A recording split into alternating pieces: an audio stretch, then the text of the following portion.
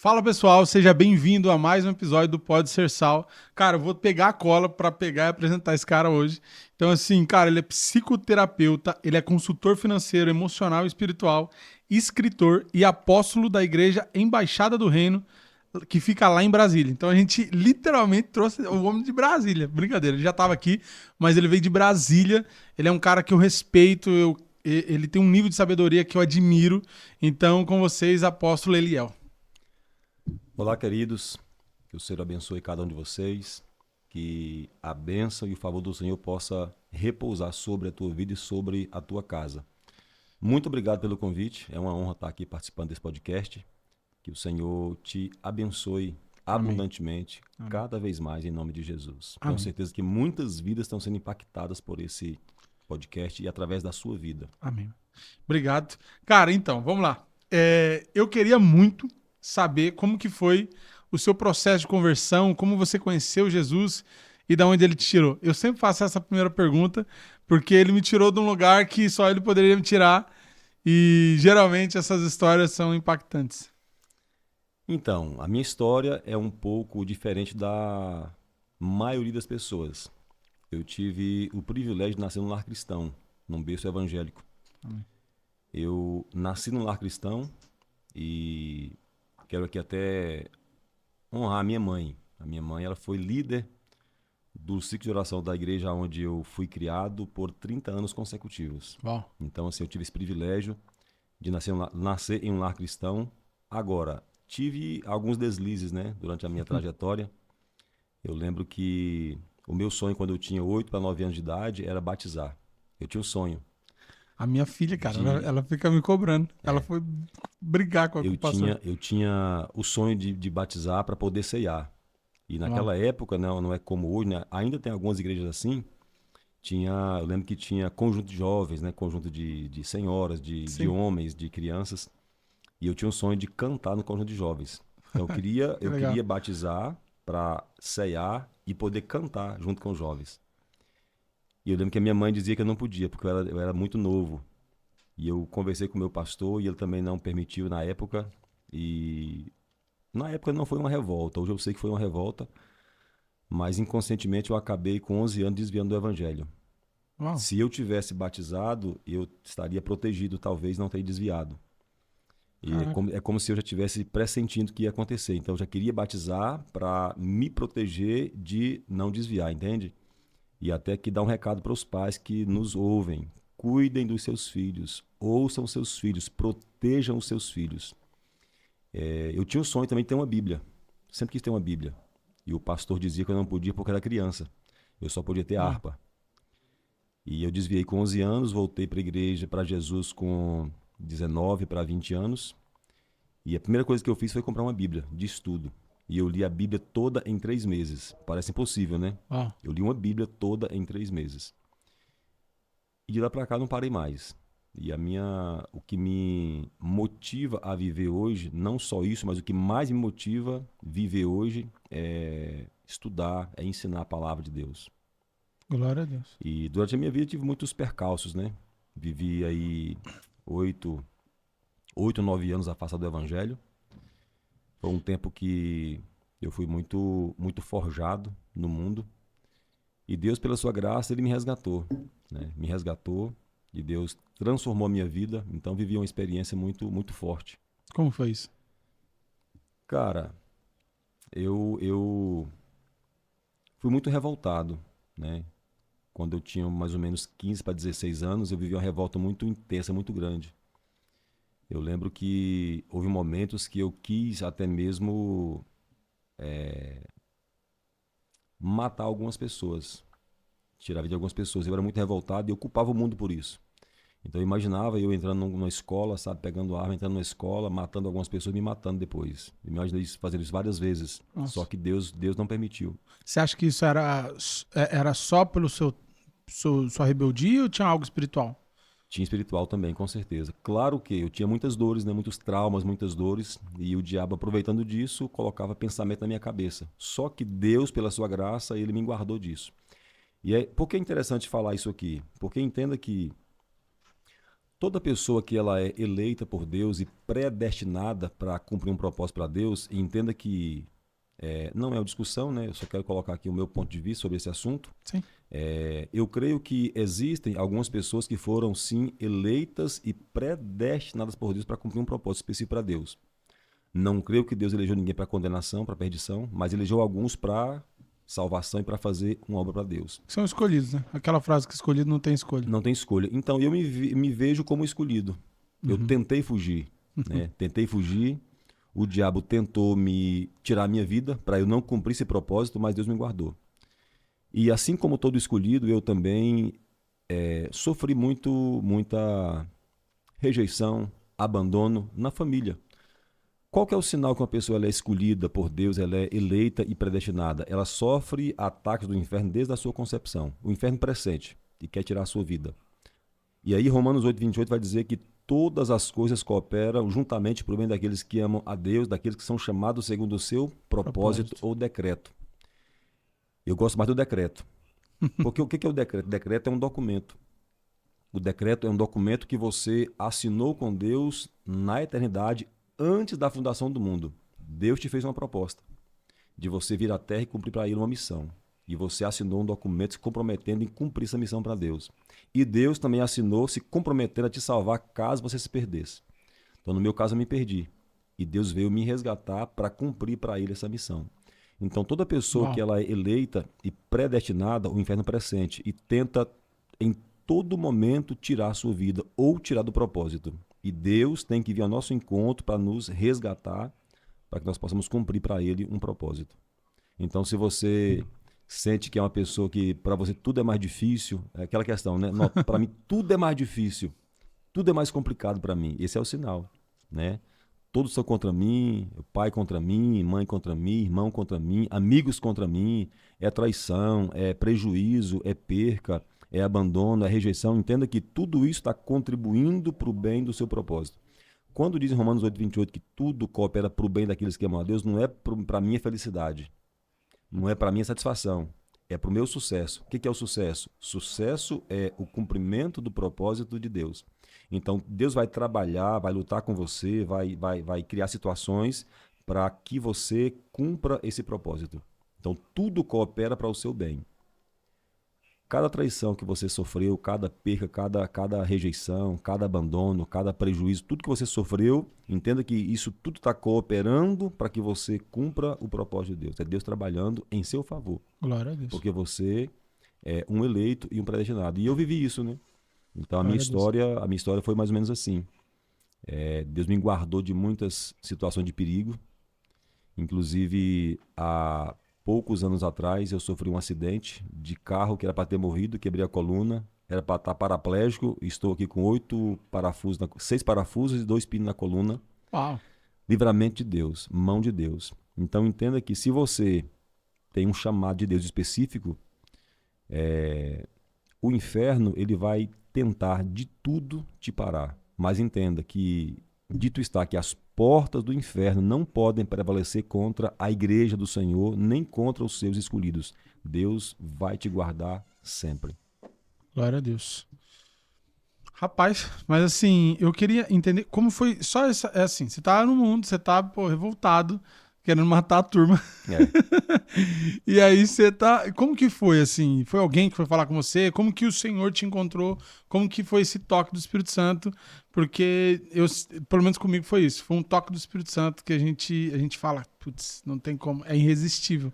Eu queria saber bem, esse ponto de virada, sabe? Esse encontro mesmo. O meu foi um trombão com o Espírito Santo, não foi um encontro. Cara, foi mais ou menos assim. Dessa revolta minha, eu fui pra bebida, né? Não fui para as drogas, Deus me guardou disso. Mas eu fui para bebida. Então bebia todos os dias. Não cheguei a ser alcoólatra, né? Bebia socialmente, mas todos os dias. E todos os dias chegava em casa, às vezes bêbado, e mesmo bêbado eu orava. Quantas vezes cheguei em casa de madrugada bêbado e eu dobrava o joelho na cama e falava assim: Deus, muda a minha vida. Muda a minha situação, não quero viver, eu não quero essa vida. E eu lembro que quando eu voltei para Jesus, eu tinha 19 anos, 1999 para 2000, Eu estava em um bar com um amigo e ele também estava desviado. E a gente conversando num bar, os dois bêbados, falou assim: Eliel, você é um safado. Falei, como assim, cara? Você é um safado. José é o nome dele, chamado Zezinho. Você é um safado. Eu, por que, Zezinho? Porque eu sei que eu não presto. Eu desviei e eu não presto. Agora você, porque eu era assim, eu voltava para a igreja, desviava. Voltava, desviava. Eu acho que não tem uma pessoa que reconciliou e desviou mais do que eu. Eu bati o recorde. E ele sabia da minha história e falou assim: Eliel, você é um safado. Eu sei que eu não presto. Desviei e nunca mais voltei, não vou voltar para a igreja. Agora você, cara, você não, você é diferente. Você não tinha que estar aqui comigo. Não. Você não nasceu para beber, você não nasceu para ser do mundo. Você é um cara diferente. E naquele dia Deus usou ele naquela mesa de bar. Eu lembro que era um sábado. Naquele dia eu voltei para casa. Era uma sexta-feira. Eu voltei para casa aquele dia e disse: Deus, eu vou voltar para a igreja, mudar de vida. No sábado, no dia seguinte, era um culto de jovens. E eu, naquele dia, falei: hoje eu volto para a igreja. Dizia comigo: hoje eu volto para a igreja. Quando foi à noite, era culto de jovens. E a igreja ficava bem perto da minha casa, bem na rua da minha casa. Quando deu a noite, eu tomei banho. Eu tinha 2 cigarros na carteira. Eu lembro que eu fumei um cigarro, acendi o último com, né, a bituca do que eu tinha fumado. Quando terminei de fumar, eu joguei o cigarro no chão, pisei em cima e disse: nunca mais eu fumo. Naquele dia eu voltei para a igreja. Fui para a igreja, fui para o culto. Terminou o culto, o pastor não fez o apelo. E no final eu chamei o pastor Wilson Silveira. Chamei o pastor e disse: pastor, eu quero reconciliar. E ele falou assim para mim: filho, tem certeza? Me conhecia nesse cidade, era interior de Minas Gerais. Já conhecia a minha fama. Disse: filho, tem certeza? Sim, pastor, eu quero reconciliar hoje, quero voltar para a igreja hoje, para Cristo hoje. Ele: filho, tem certeza? Eu: sim, pastor. Dificultou pra você, cara. Dificultou muito. E ele chamou os pastores, os obreiros. Fez uma reunião, disse: olha, o Eliel disse que quer reconciliar com Jesus hoje, quer voltar para a igreja. Faz que E aí? reconciliação E os, difícil. e os pastores, os pastores, e os pastores? Tem certeza, Eliel? Misericórdia, a Falei: gente, reputação, hein? que, né, qual que é o problema? E aí Deus me deu graça, né? Deus me deu graça, me aceitaram de volta, reconciliei. E desde aquele dia, nunca mais eu me afastei do Senhor. Glória a Desde aquele dia, Deus. vivi coisas assim, sabe? Vivi coisas extraordinárias, coisas boas, situações também que só Deus para nos... Eu vivi situações que hoje olho para trás e penso comigo: Deus, como foi que eu consegui superar isso? Olhando para trás, eu não me imagino vivendo aquilo de novo, entende? Uhum. Porque, cara, na situação difícil que nós enfrentamos, na situação difícil que nós enfrentamos, Deus, ele nos guarda. Deus nos dá graça, Deus nos fortalece. Deus nos conduz. Quando nós decidimos confiar em Deus, Deus, ele faz na nossa vida. Glória a Deus. Deus muda a história. Qual que foi o principal desafio, assim, pra você pós voltar pra Jesus, assim? O principal desafio, primeiro, foi deixar as coisas do mundo, né? Então, um rapaz com 19, 20 anos, deixar tudo no mundo, deixar amizades, deixar mulheres, deixar bebida, festa. Então, sim, foi muito difícil para mim. Mas Deus me deu graça, Deus me fortaleceu e eu consegui. Agora, o mais difícil para mim não foi nem o voltar para Jesus e viver essa experiência. O mais difícil para mim foi abrir mão dos meus sonhos. Tá, agora, então, aí você entrou numa coisa que eu queria falar com você. Porque eu fui dar uma estudadinha e tal, e eu vi que foi isso, né? Que Deus já tinha te chamado desde sempre, como você fala. E aí você, mesmo convertido, você foi buscar outros caminhos, foi isso? Exato.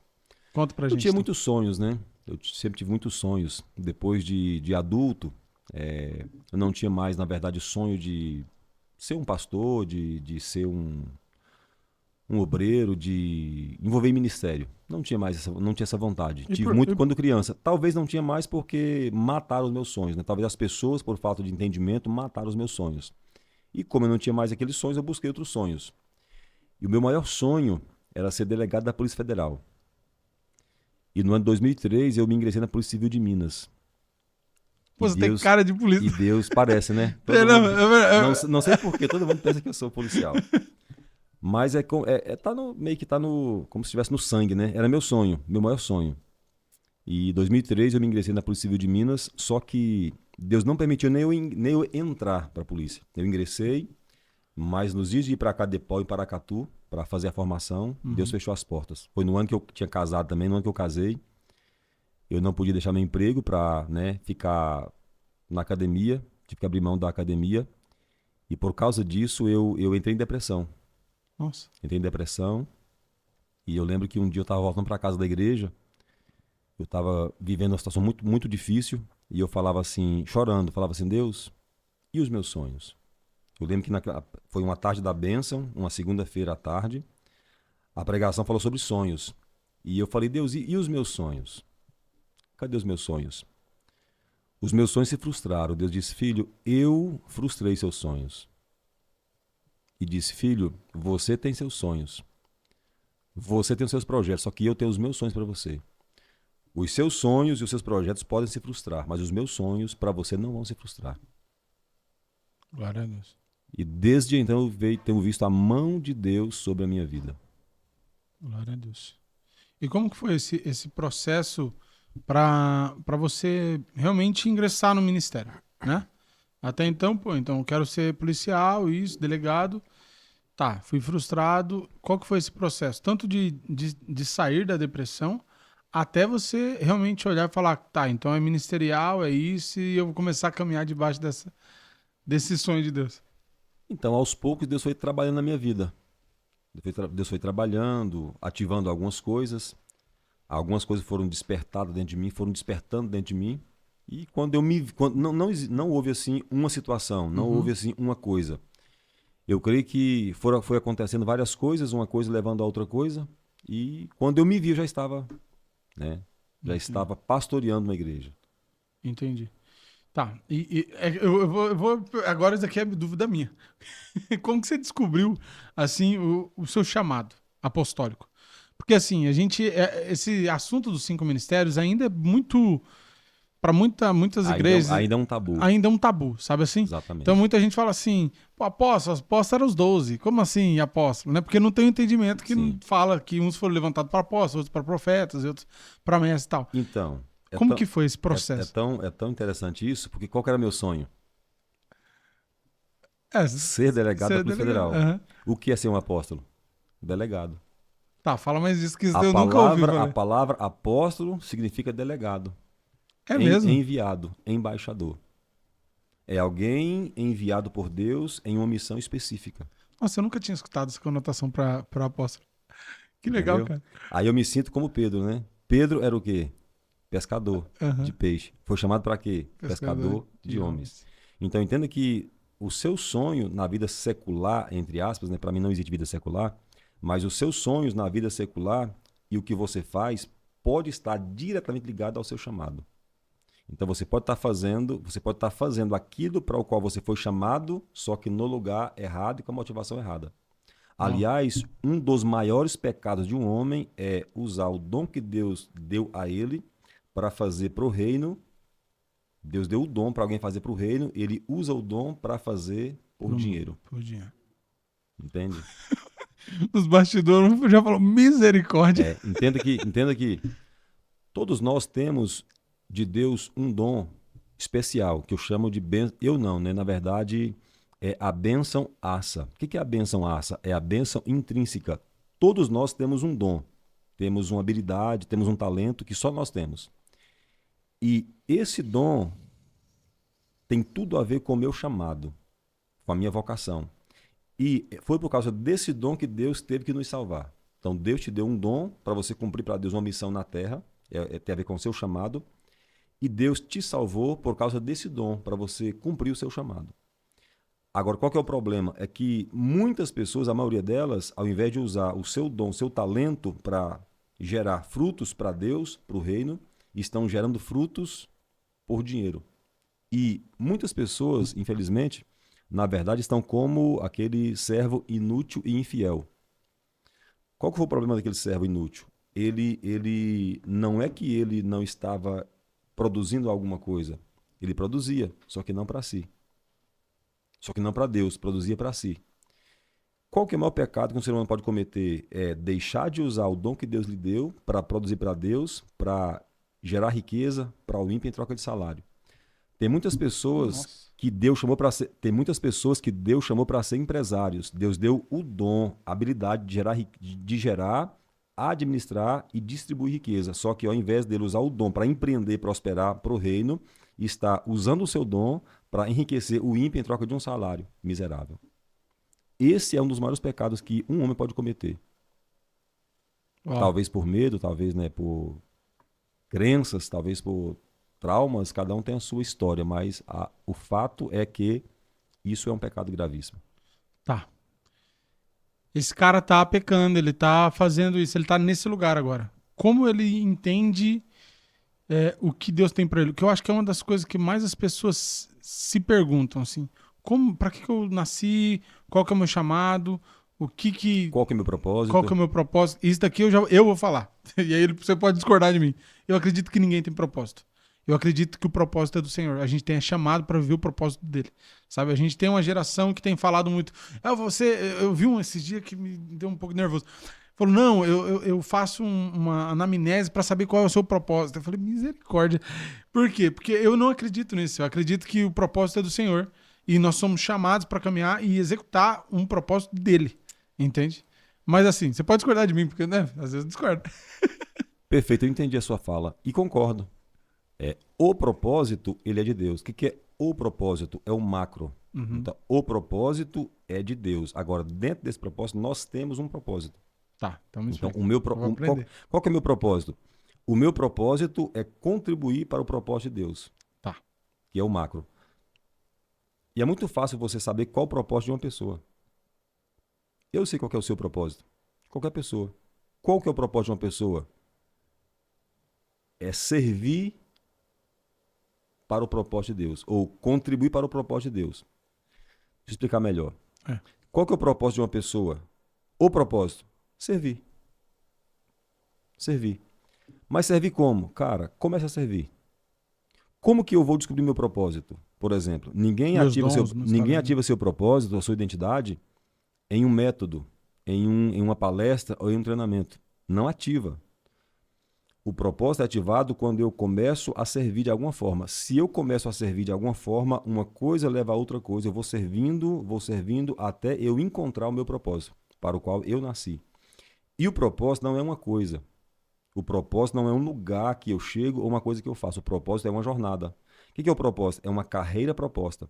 Existe para você uma carreira proposta que Deus te propôs na eternidade, antes da criação do mundo. Deus te chamou, te fez uma proposta e você aceitou. Uau. Já viu o filme Missão Impossível com Tom Cruise? Já, assisti, não lembro muito. Chegam para ele, mostra para ele a missão, tá aqui, essa é a missão. Ele vê a missão e aceita a missão. Então, Deus te mostrou a missão, seu propósito, e você aceitou. Você aceitou e você assinou um documento, que é o decreto, se comprometendo a vir nesse mundo cumprir para Deus uma missão. E o propósito é essa carreira proposta. Deus te fez uma proposta. Ó, Paulo vai dizer assim, ó, combati o bom combate, acabei a carreira e guardei a fé. Que carreira? O propósito. Combati o bom combate, acabei a carreira que me estava proposta e guardei a fé. O próprio Jesus viveu isso. Com o próprio Jesus, Deus fez assim. Deus fez para o filho uma proposta.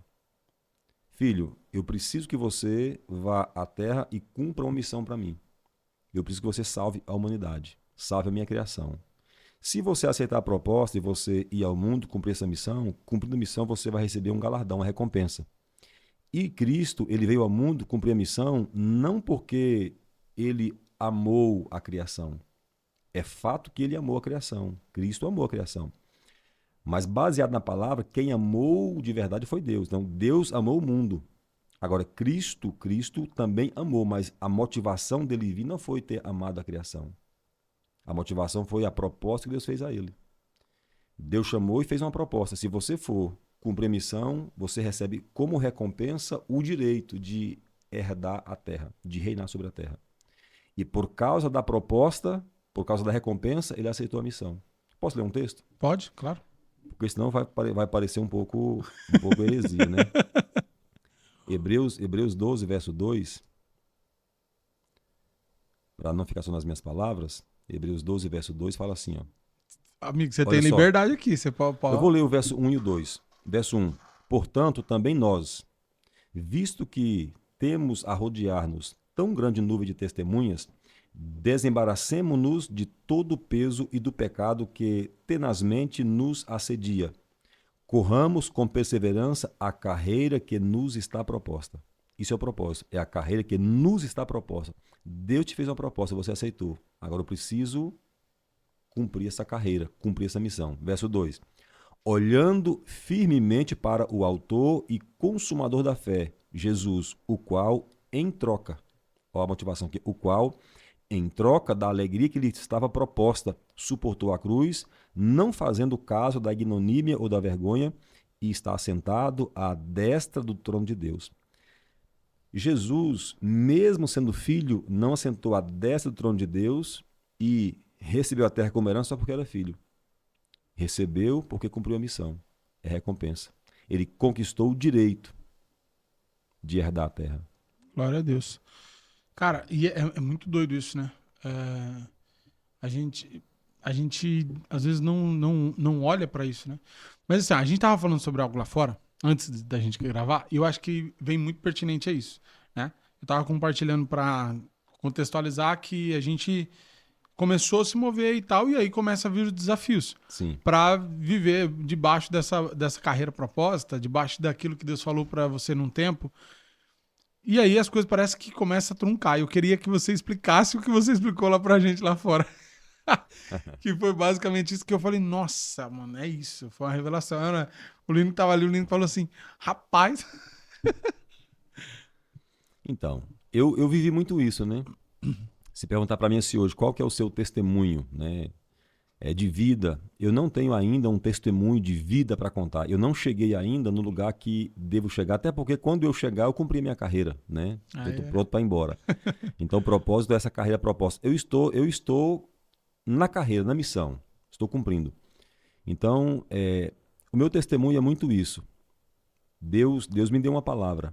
Eu trabalhei 19 anos no ramo de farmácia, como empresário. E Deus me deu uma palavra e eu deixei tudo para servir no reino. Uhum. E como que Deus é engraçado, né? Deus, ele te dá uma palavra e diz, olha, sai da tua terra, da casa do teu pai, da tua parentela, e vai para uma terra que eu vou te mostrar. E aí você sai em obediência. Você crendo no que Deus falou, você obedecendo, você sai e vai. Só que quando você sai e vai obedecendo, Deus começa a lutar contra você, para te fazer desistir, desanimar. É o próprio Deus, é você caminhando em obediência com Deus e o próprio Deus se opondo a você. Por quê? Porque Deus quer saber se você vai se mover debaixo da palavra que Ele te falou ou vai olhar para as circunstâncias. Então Deus manda você fazer, você começa a fazer em obediência e Deus vai se opondo a você para te fazer desistir. Ou seja, Deus vai te testar para ver se você vai continuar movendo debaixo da palavra ou vai olhar para as circunstâncias. Hebreus capítulo 11 vai dizer que Abraão creu contra a esperança. Como que alguém crê contra a esperança? É ele caminhando debaixo de uma palavra, Deus se opondo a ele não vendo possibilidades e mesmo assim ele decide crer na palavra que Deus falou a seu respeito. É você obedecendo a palavra e olhando para as circunstâncias e vendo, cara, não tem possibilidade. Não tem como isso acontecer, mas Deus me deu uma palavra. E eu decido caminhar debaixo da palavra. Agora, por que Deus faz isso? Porque Pega isso daqui, que daqui é uma joia. a vontade de Deus é que todos os homens se salvem, sejam salvos e abençoados. Só que uma pessoa comum não consegue crer numa palavra. Uma pessoa comum não consegue se mover por uma palavra. Ele precisa ver alguém vivendo um milagre, olhando para alguém que está sendo abençoado, ele ouvindo esse alguém, ele vai crer também. Então Deus pega uma pessoa extraordinária que consegue crer numa palavra para, obedecendo, seja abençoado e sendo abençoado, os outros vejam e creiam também. O caso de Abraão. Então Deus chama Abraão, um homem extraordinário que ele tinha capacidade de se mover debaixo de uma palavra apenas, se movendo debaixo da palavra e sendo abençoado, os outros vendo Abraão, olhando para Abraão, olhando a sua vida, eles pudessem crer também. Então Deus faz assim conosco. Deus levanta alguém como você, te dá uma palavra para que você, andando debaixo da palavra, seja abençoado. Para que você, sendo abençoado, seja bênção para outras pessoas que te veem, que te conhecem. Porque eles vão te ouvir, só vão te ouvir quando vê em você a bênção de Deus. Entenda que você carrega uma mensagem de Deus. Só que essa mensagem, ela não vai ser ouvida se você não tiver resultado, não for abençoado. As pessoas somente ouvem quem tem resultados. Então Deus tem que te abençoar, te enriquecer, te dar fama, para que os outros ouçam a sua mensagem e creiam, e assim sejam alcançados. É assim que Deus faz com a gente. Glória a Deus, glória a Deus. Eu queria que você falasse um pouquinho sobre Pedro. Pedro, Pedro. barco e Jesus. Que você falou lá fora, eu achei foi incrível. Então, aí eu volto no assunto da eleição e da predestinação. Uhum. Eu vou ter que ler aqui alguns textos. Vai. Se tiver pergunta, Link, você fica à vontade. A pergunta que eu faço é: dos 12 discípulos, por que só Pedro recebeu as chaves do reino? Eram 12 discípulos. Somente Pedro recebeu as chaves do reino. Por quê? Porque somente Pedro declarou que Jesus era o Cristo. Uhum. Então, quando Jesus pergunta assim, para vocês, quem que eu sou? Aí Pedro responde, tu és o Cristo. Só Pedro respondeu.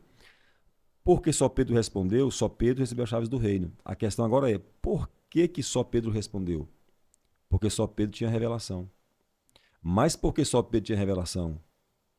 Aqui está o mistério. Você entendeu a ideia? Sim. Então, Jesus chega e pergunta assim, o contexto foi esse. Jesus alimenta a multidão, atravessa para o outro lado do lago de Genezaré, os discípulos atravessam de barco, levantam a tempestade, Jesus vem caminhando sobre as águas, acalma a tempestade, chega do outro lado. Quando chega do outro lado, quem estava lá aguardando Jesus? A multidão.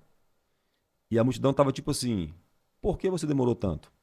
Já faz tempo que chegamos aqui. Porque a multidão queria comer pão, comer peixe, queria bênção, cura, milagre. Jesus naquele dia disse, não, hoje não tem pão, hoje não tem peixe, hoje não tem milagre, hoje tem palavra. E começa a pregar, e ele subiu o nível da pregação, começou a falar de céu, de reino, vida eterna, ele vai se declarar ser o pão da vida, ser o filho de Deus. A multidão, ao ver essa pregação, disse, ninguém pode suportar esse discurso, isso é muito pesado. E começou a sair um por um. Jesus chama os 12 e diz, vocês 12 querem ir embora também não? Aí Pedro, para quem iremos nós? Só tu tens palavra de vida eterna, ou seja, nós não estamos aqui porque nós queremos bênção, nós não estamos atrás de pão, nós não estamos atrás de peixe, nós queremos palavra de vida eterna, nós queremos o reino. Mas por que Jesus ele subiu o nível da pregação e provocou a multidão e também os 12? Esse contexto aqui, isso acontece logo depois que ele atravessa o lago, acalma a tempestade e chega na praia. Isso acontece. Se você for olhar a cronologia dos acontecimentos, Jesus ele vai alimentar a multidão e vai ordenar os discípulos para atravessar para o outro lado do lago de Genezaré. Eles se opõem. Eles não queriam ir. Jesus os obriga. Eles atravessam. E nesse inteirinho aí, levanta o quê? Uma grande tempestade. Sim. Essa tempestade que levantou, que quase afundou o barco, não foram demônios que provocaram, foi o próprio Jesus. Ao contrário daquele episódio, quando Jesus vai para Gadara, que levanta uma tempestade, quase o barco afunda, Jesus acorda e vai dar uma ordem para o vento. Vento, cala-te, mar, aquieta-te. Jesus entendeu que ali, aquela tempestade, aquele vento, eram provocados por demônios. E ele vai dar uma ordem para que os demônios aquietem e calem, e fez grande bonança. No segundo episódio, Jesus não repreendeu o vento. Não deu ordem para o mar. Ele entrou no barco e a tempestade quietou. Por quê? Porque era o combinado. Quando Jesus manda o discípulo atravessar para o outro lado do lago, ele fica só. Despede a multidão e vai orar. O que ele orou? Orou sem vento? Quando for às 3 da manhã, sopra. Mas sopra para arrebentar. Era o combinado. Quando eu colocar o pé no barco, você sai de cena. Por que Jesus fez isso? Jesus queria que os 12 discípulos elevassem seu nível de fé. Estava muito raso para o que ele queria fazer. Sim. Levanta a tempestade, na madrugada, o barco quase afundando, os 12 desesperados, e para piorar, vem Jesus caminhando sobre as águas. Eles olham e pensam que era um fantasma. Por que eles pensaram que era um fantasma? Por quê? Agora Porque ali não era Jesus. Ali era o Cristo. Ó. Qual que é a diferença de Jesus para o Cristo? Jesus é o homem, Jesus é o profeta, é o rabi. O Jesus multiplica pão, multiplica peixe. O Jesus faz milagre, cura enfermos, expulsa demônios. O Cristo estabelece o reino. O Cristo veio trazer o reino para a terra. Então eles olham caminhando sobre as águas e vê um fantasma. Pensa que é um fantasma, porque eles não reconheceram Jesus. Qual que é um dos maiores problemas da igreja brasileira, principalmente? Eles conhecem apenas o Jesus e não o Cristo. Ó. Por isso vivem atrás de bênção, milagre, cura, sempre buscando um favor. E nunca nunca se dispõem a manifestar o reino. Por que que a igreja, na sua grande maioria, não sabe nem o que é o reino de Deus? Porque não conheceram ainda o Cristo, só o Jesus. Eles olham, pensam que é um fantasma. Jesus, conhecendo o coração deles e que estavam com medo, diz assim: não tem mais, sou eu. Aí Pedro: se é o Senhor, me manda ter contigo. E Pedro desce do barco. Não era uma canoa, era um barco. Imagina Pedro descendo do barco e os 11: Pedro, tu vai se lascar. Eu imagino ele nem descendo, eu imagino ele pulando, porque de um barco você tem que pular, né? Aí imagina Pedro descendo a escada, né? Aquela É, a corda de marinha.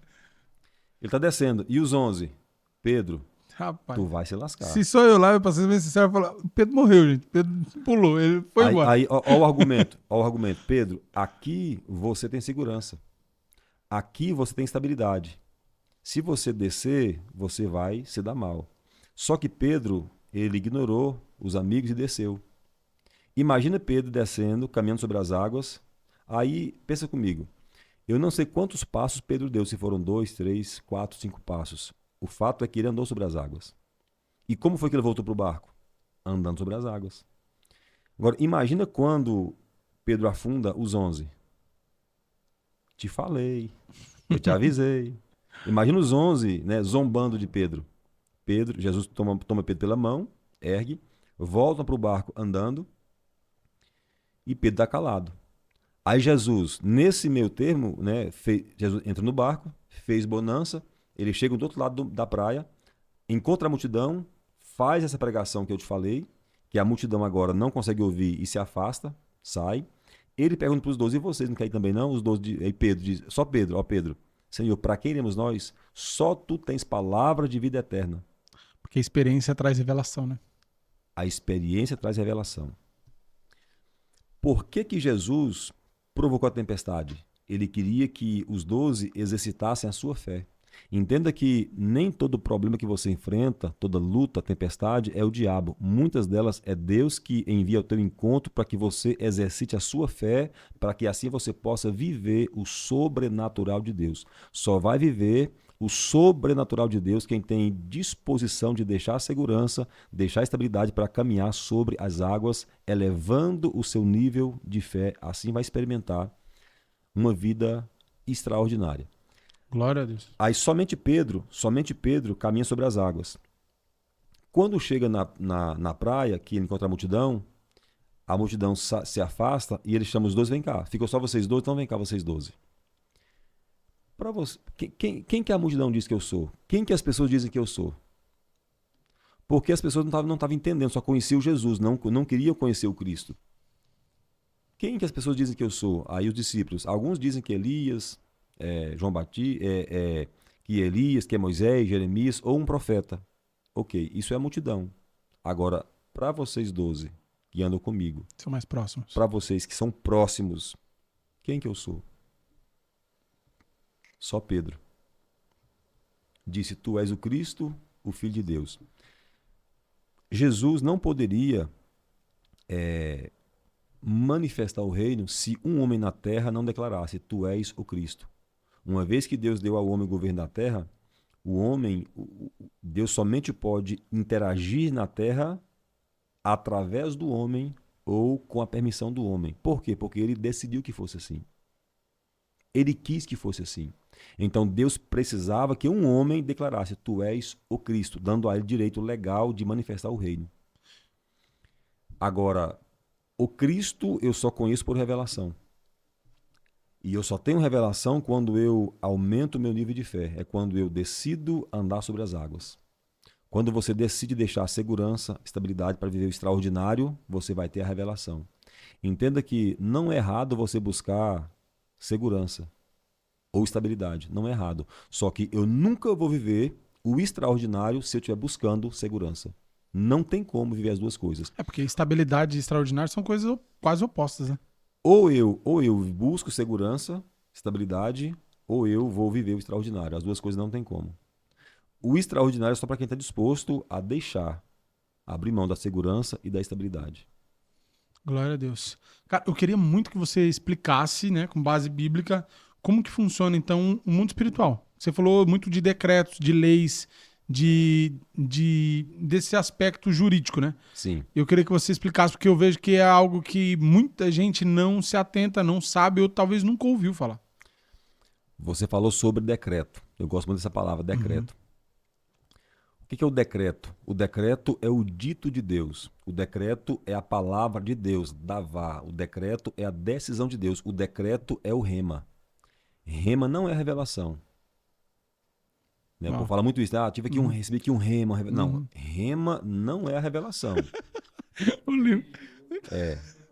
Rema não é a revelação, mas escuta. Entenda. Deus, como que Deus governa o universo? Através da sua palavra. O universo é formado pelo mundo físico e mundo espiritual. E os dois estão em paralelo. Eles são paralelos. Deus libera uma palavra. Quando Deus libera, Deus decidiu algo. Deus tem um decreto para liberar para o universo, para a criação. Deus libera uma só palavra. Essa palavra ela tem que ecoar no mundo espiritual e no mundo físico. Só que Deus é espírito. Então, quando Deus fala, todo mundo espiritual ouve, entende e obedece. O mundo físico não. Então, Deus precisa... Essa palavra que Deus libera é o rema, é a decisão, é o decreto, é o davá. Deus libera a sua palavra para reger todo o universo. O mundo espiritual ouve, entende e obedece. O mundo físico não. Aí Deus precisa revelar essa palavra para alguém na terra para que ele declare e o mundo físico também ouça, entenda e obedeça. Então, rema é o decreto, é o dito, que nós só entendemos por revelação, que Deus pode dar a um profeta, porque você é profeta. Então, Deus revela uma decisão a um profeta para que ele libere decretos dando a Deus direito legal de fazer. Ou Deus revela para alguém escrever, alguém vai escrever a palavra, logos, palavra escrita. Uma vez que alguém escreveu, alguém vai ler e entender o que está escrito, por revelação, e vai também proclamar. Então eu posso entender o rema de Deus por revelação direta de Deus, no caso de quem é profeta, ou alguém pode ler a palavra escrita logos e ter a revelação da palavra escrita, entendendo a escrita e declarando, proclamando, dá a Deus direito legal de fazer. Por que Deus, por exemplo, disse a Ezequiel, profetiza sobre o Vale de Ossos Secos? Cara, isso daí pra mim é uma das maiores revelações, assim. Porque Deus começa a falar e tudo que Ezequiel vai falar, ele fala antes, Deus fala. Exatamente. Mas nada se move, nada acontece. E aí quando Ezequiel fala, aí que começa barulho, ossos e tudo mais. Mas assim, vai fala. Qual que eu que me empolguei. Não, muito bom, muito bom, muito bom.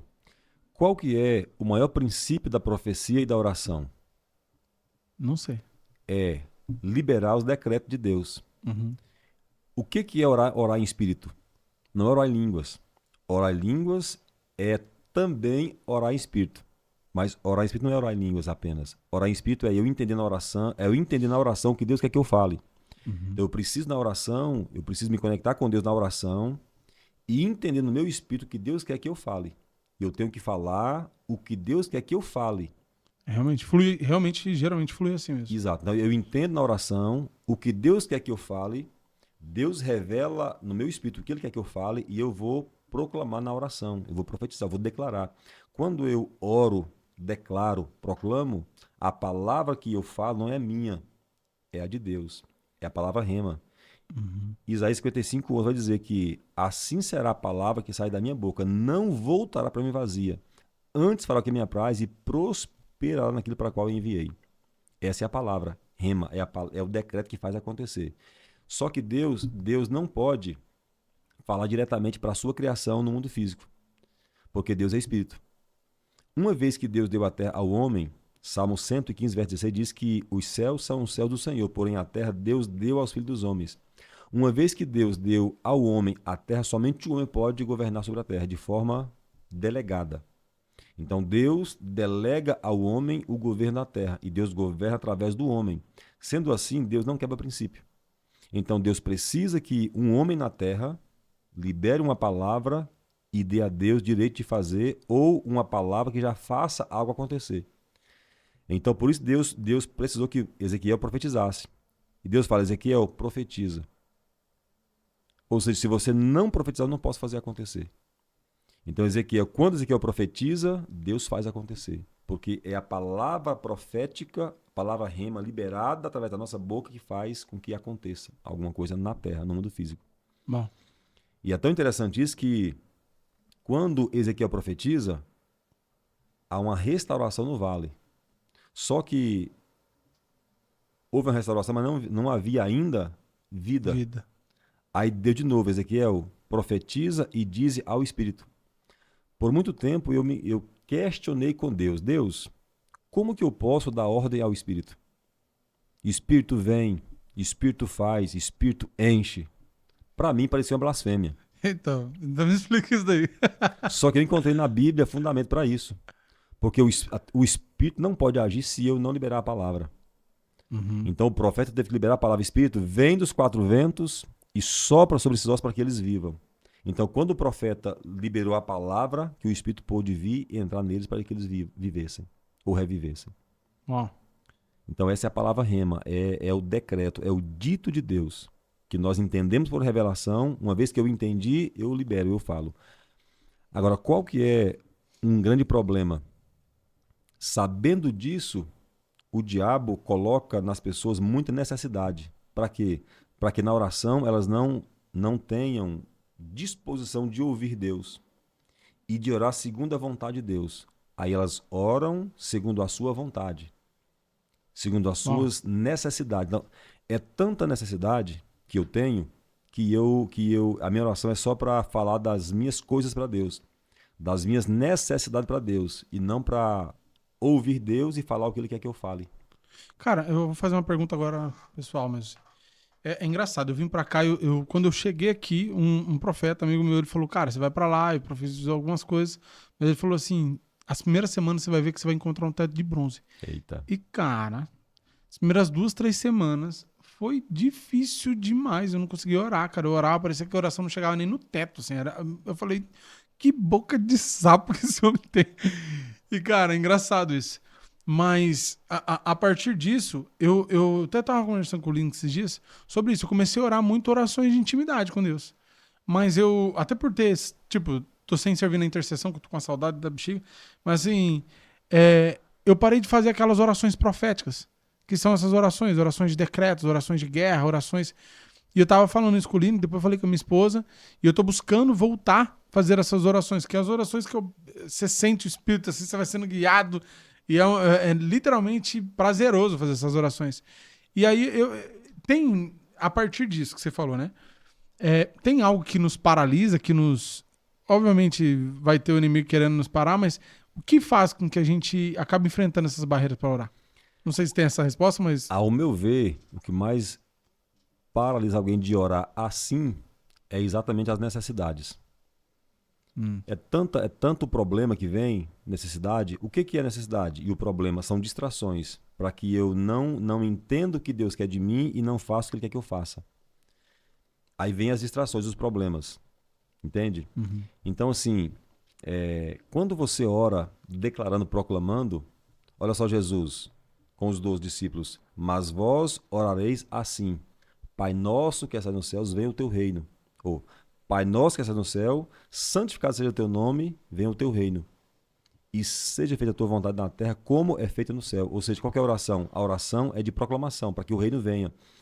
O reino só pode vir se nós proclamarmos, se nós reivindicarmos esse reino.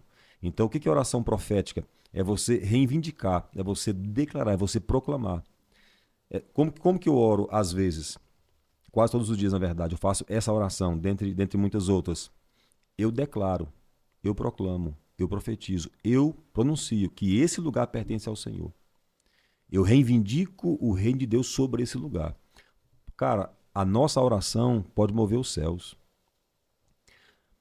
Pensa comigo, cara, um homem ter de Deus a autoridade para mover os céus em seu favor ou em favor de uma cidade.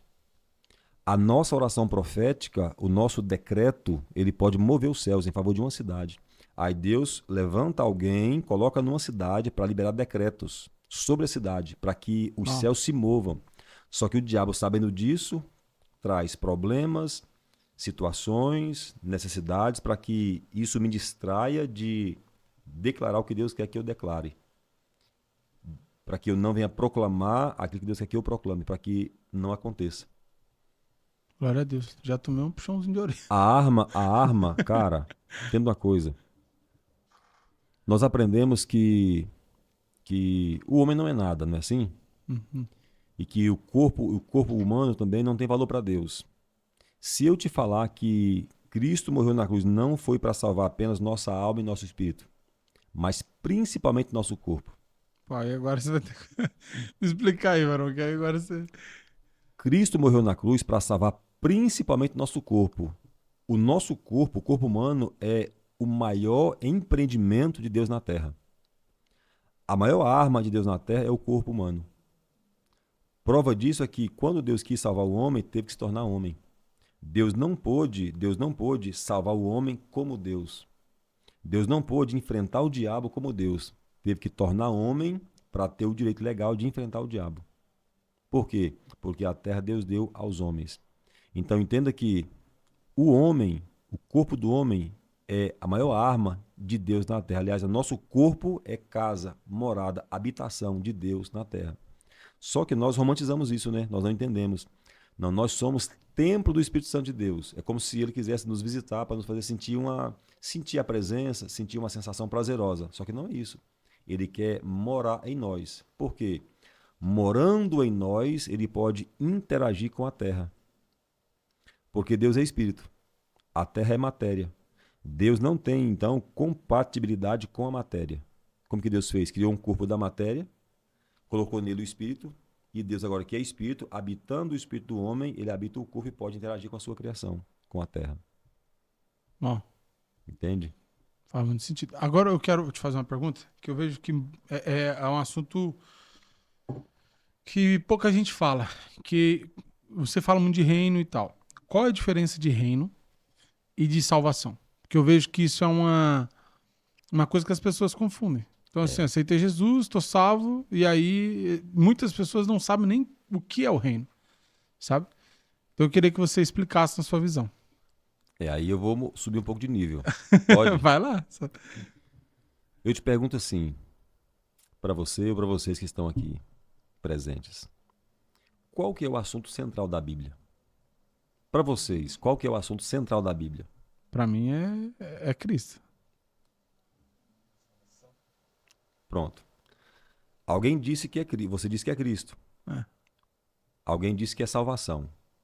Se eu te falar que o assunto central da Bíblia não é salvação e não é Cristo. Aí da hora. Vai lá. De Ai, novo, da de hora. novo. Me ajuda. O assunto central da Bíblia não é Cristo e não é a salvação. Cristo é o centro de todas as coisas. Uhum. Porque dele, por ele, para ele são todas as coisas. Cristo é o centro de tudo. Isso é fato. Cristo é o centro de tudo. Porém, no entanto, todavia, o assunto central da Bíblia não é Cristo, nem a salvação. A salvação foi um plano de Deus para salvar o homem, para salvar a sua criação e trazer o estado original para concretizar o seu propósito eterno. De novo, a salvação foi um plano de Deus para restaurar a sua criação ao estado original, a fim de poder concretizar o seu propósito eterno. A questão agora é, qual que é o propósito eterno de Deus? Que é o assunto central da Bíblia. É o reino. Qual que era a pregação de Jesus? Ele Reino. falava do reino. Uhum. Qual que era a pregação de João Batista? O reino. Então, o assunto central da Bíblia é o reino. O propósito eterno de Deus é o reino. Agora, a salvação é um plano. Uma vez que o homem pecou, e por causa do pecado toda a criação de Deus foi prejudicada, Deus é empreendedor e investidor. Deus não iria perder o seu empreendimento. Então Deus já tinha um plano para resgatar De o seu redenção. empreendimento, toda a sua criação. Aliás, Cristo não morreu para salvar somente o homem. Morreu para salvar toda a criação de Deus. Então Deus, como empreendedor, Deus estabeleceu um plano para salvar o homem, para poder concretizar o seu propósito eterno. A salvação é a porta de entrada para o reino, mas não é o reino. Ninguém vai acessar o reino sem salvação. Uhum. Ou seja, sem Cristo, irmão, sem salvação, esquece. Cristo é o início, Cristo é o centro de tudo. Uhum. A salvação é o início de tudo, só que nem todo salvo vai reinar com Cristo. Então quer dizer que reino é uma coisa, salvação é outra coisa. Então quer dizer que quem for só salvo vai para um lugar e quem for reinar vai para outro lugar? Não. Como que eu resolvo isso? Muito simples. Eu moro em Brasília. Uhum. Eu moro em Brasília. Eu sou cidadão de Brasília, mas eu não governo Brasília. Então qual que é a diferença? Os salvos vão habitar a Jerusalém Celestial. Habitar, cidadãos, morar. E quem for governar, vai governar a cidade com Cristo. Aliás, quem for reinar, vai governar a terra com Cristo. Nós vamos governar a terra com Cristo. Aqueles que entenderam o que é reino e amadurecer, alcançar um nível de maturidade, consciência, conhecimento em Deus, vão exercer governo com Cristo. É assim. Ficou claro? Essa parte? Ficou. Alguma dúvida? Porque é muito complicado esse assunto. Eu entendi que basicamente o reinante, né? O cara que O vai governeiro, governar. O isso. que vai governar é o cara que. Eu só não ficou claro, eu acho que seria interessante a gente. O que habilita ele governar com Cristo? Boa pergunta. Porque assim, a gente também tem algumas falas e vertentes que acreditam, tipo assim, cara, se você não governou aqui na Terra, como que você vai governar no céu? Mas eu não consigo acreditar que, por exemplo, uma senhora do Coque, que na comunidade dela foi extremamente relevante, salvou centenas de pessoas. Tipo, trouxe para salvação, conhecer a Cristo centenas de pessoas que tinham um relacionamento com Deus gigantesco. Tipo, o que é um parâmetro para a pessoa governar com Cristo? Né? Talvez não tenha, biblicamente falando, ou eu não conheça, mas o que habilita essa pessoa a governar? Entendeu? O que habilita alguém a governar com Cristo? Serviço. O que é o reino? Serviço. Uhum. Algumas pessoas têm a ideia de que só vai governar com Cristo quem governar agora. Uhum. Agora a questão é, será que alguém que pensa que está governando porque tem riqueza está governando de verdade? Uhum. Porque o que é governo? Governo não é riqueza. Reino não é riqueza. Reino é governo, que não é riqueza. Embora haja as riquezas do reino, que é outra coisa. O que é governo? Serviço, mordomia. Então, uma irmãzinha, né, que não tem conhecimento, não tem estudo, mas está servindo com dedicação, fidelidade, essa irmã está governando. Porque reino é serviço. Aí alguém tem muita riqueza, muitos bens, muitas empresas. Ele está servindo, ele está usando isso para servir de que forma? Uau. Entende? Então alguém pensa que porque tem muitas empresas, tem muito dinheiro, está governando. Não. Governando está se estiver servindo. Eu governo quando eu estou servindo. Então, se eu estou servindo com o meu serviço, o meu trabalho, o meu dom, o meu talento, o meu recurso, a minha riqueza, aí eu vou reinar com Cristo. E servindo aos propósitos de Deus, né? O que eu preciso... Exatamente. O que eu preciso para governar? A autoridade. O que gera para mim ou em minha autoridade? Serviço. Quanto mais eu sirvo, mais autoridade eu tenho. Quanto menor me torno servindo, maior me torno na autoridade para governar com Cristo. Entende? Por isso que quem quiser ser o maior, torne-se o menor. Entende? Então, o reino é isso. O reino, ele é um lugar. Cara, eu vi uma frase, só para que faz muito sentido, que fala bem assim, quando Deus quer levantar alguém, ele não dá um microfone e um púlpito. Eita. Ele dá uma bacia e uma toalha. Meu Deus, é forte. Mas é muito isso, né? Muitas pessoas erradamente pensam que para governar tem que ter bens, tem que ter riqueza. E não. Eu só tenho que servir. E não é o que eu faço, é com que motivação eu faço. Uhum. Então, se você pegar uma pessoa que fez muito porque tinha muito recurso e outro que fez pouco que tinha pouco recurso, mas a motivação de quem fez pouco foi sincera, esse vai governar. E talvez Ó, vai ter uma posição superior no reino. Porque entenda uma coisa, no reino não há igualdade. Reino é justiça. Então, no reino, quem serve melhor, quem serve mais, tem mais autoridade. Quem serve menos, tem menos autoridade. Quem não serve, não tem autoridade. Entende? Então, reino é justiça, não é meritocracia, é justiça. Quanto mais fiel eu sou, quanto mais eu sirvo, mais autoridade eu tenho para reinar com Cristo. Porque reino é serviço. Como que nós vamos reinar com Cristo? Servindo, uhum. fazendo, criando, empreendendo. Isso é reino, Glória a Deus. Rapaz, entende? que bordoado. Hã? Ah, ficou, cara, ficou Ficou, extremamente ficou, claro. ficou claro? Ficou claro. Cara, eu tenho uma pergunta que eu até anotei aqui. É, O que Deus tem colocado no teu coração para essa geração, cara? Eu acredito que ele levanta a gente para um tempo, para uma geração, para uma estação. E, cara, e ele sempre tá falando com. Eu tenho falado com vários amigos. E, pô, você vem de Brasília, você tá num lugar estratégico. Então, assim, o que, que ele tem falado para essa geração, para nossa nação? Talvez o que ele tem falado para você, talvez o que ele tem confidenciado. Eu vou falar algo muito poderoso que talvez alguns não conseguirão entender Tá, agora, tá mas com bom. o tempo entenderão. Eu creio que a revelação é progressiva. Então, nem Uhum, tudo que eu entendo agora, muitos vão entender, uhum, mas um dia entenderão. Qual que é a maior necessidade da igreja atual? É entender sobre reino. uhum, Eu entendi, através da palavra, que Cristo não pode voltar enquanto não tiver na terra um povo vivendo na terra a cultura do reino, manifestando o reino. Precisa haver na terra um povo vivendo a cultura do reino, manifestando o reino para que ele volte. Assim como João Batista preparou, né, o terreno para Jesus, nós temos que preparar o ambiente para que ele volte. uhum. Nós temos o poder de retardar ou de adiantar a vinda de Cristo. Eu vejo muitas pessoas tentando mudar o mundo. E eu entendi que nós não vamos mudar o mundo. Não vamos. Quem vai mudar o mundo é Cristo. Ó, Somente Cristo, quando voltar, vai mudar o mundo. Mas ele só pode voltar quando tiver na terra um povo já vivendo essa cultura do reino. Então, o que Deus tem falado no meu coração? Deus está nesse tempo levantando uma geração para viver o reino, para manifestar o reino, para criar na terra um ambiente de reino para que Cristo volte. Eu tenho visto muito nesse tempo muitos jovens, meninos, milionários, tem mesmo. milionários. Por quê? Como que o menino, cara, no meu eu tô com 45 anos, Hum. tô longe de bater 1 milhão, entende? E fui criado numa geração onde as pessoas no final da vida compravam uma casa.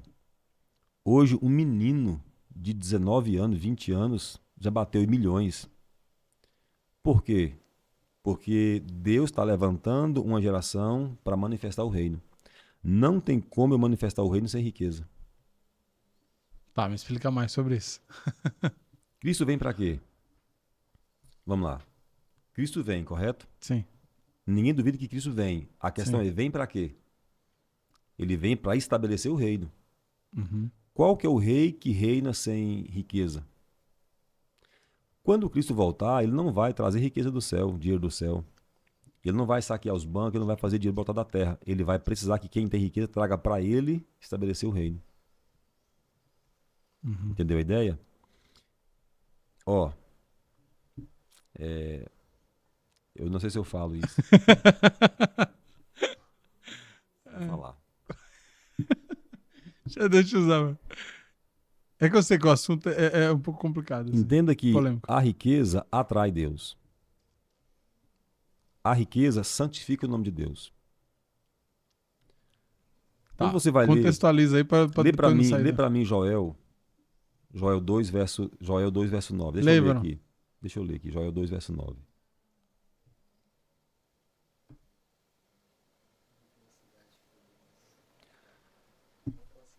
Ou Joel não, Ageu, perdão. Ageu 2, verso 9. Ageu 2, verso 9. Diz assim, ó. A glória desta última casa será maior do que a da primeira, diz o Senhor dos Exércitos, e neste lugar darei a paz, diz o Senhor dos Exércitos. A pergunta que eu faço é: o que é a glória da última ou da segunda casa? Podem responder vocês. O que é a glória da segunda casa ou da última casa? Oi? É a riqueza. Eu sempre Tá. eu aprendi que a glória da segunda casa é a presença. Qual que é a ideia? O templo de Salomão era muito luxuoso. Uhum. O templo de Zorobabel muito pequeno, muito simples. Só que a presença no templo simples vai ser maior do que a presença no templo luxuoso. Essa é a ideia. Uhum. Só que não é a verdade. A glória da segunda casa é a riqueza. Olha só o verso 8, Ageu 2, verso 8. Minha é a prata, meu é o ouro, diz o Senhor dos Exércitos.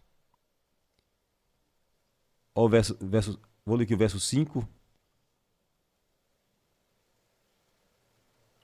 verso 6. Pois assim diz o Senhor dos Exércitos: ainda uma vez, dentro em pouco tempo, farei abalar o céu e a terra, o mar e a terra seca. O que está acontecendo hoje? Hoje está cumprindo essa palavra aqui. Ó. Deus está falando através do profeta Ageu. Ó, pois assim diz o Senhor: ainda uma vez.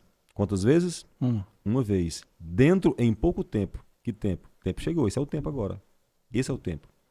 Farei abalar o céu, a terra, o mar e a terra seca. Transferência de riqueza. Farei abalar todas as nações, e as coisas preciosas de todas as nações virão, e encherei de glória esta casa, diz o Senhor dos Exércitos. Então, o que é a glória da segunda casa? A riqueza das nações, as coisas preciosas de todas as nações. É o ouro e a prata. Entendi. Cristo somente virá depois que Jerusalém tiver já sido restaurada.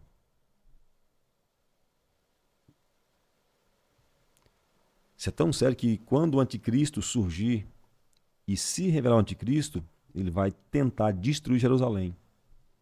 Uhum. Só não vai destruir o templo, que vai Que ser é o terceiro. reerguido. Uhum. Por quê? Porque a riqueza das nações vão ser levadas para Jerusalém para reconstruir a cidade. Somente quando isso acontecer, Cristo pode voltar. Por quê? Porque lá é a sede do governo de Cristo. Entendi. Pô, faz sentido. Outro texto. Aí eu disse que a riqueza santifica o nome de Deus. Por que o diabo coloca tanta resistência em nós sobre riqueza? Porque nós precisamos da riqueza para preparar o caminho para que o Senhor volte. Ó, Isaías 60, verso 9. Certamente as terras do mar me aguardarão. Qual que é a ideia? O que são terras aqui? São povos. Qual que é a ideia? Certamente os povos da terra me aguardarão. O que é os povos da terra aguardar aqui? Aguardar quem? Aguardar Cristo. Uhum. Então existe, qual que é a ideia? Existe um povo na terra aguardando Cristo. Voltar, concorda? Eu aguardo Cristo, você Sim. aguarda Cristo. Então existe um povo na terra aguardando Cristo. Ó, certamente as terras do mar me aguardarão. Ponto e vírgula. Virão primeiro. Só que alguma coisa tem de acontecer primeiro.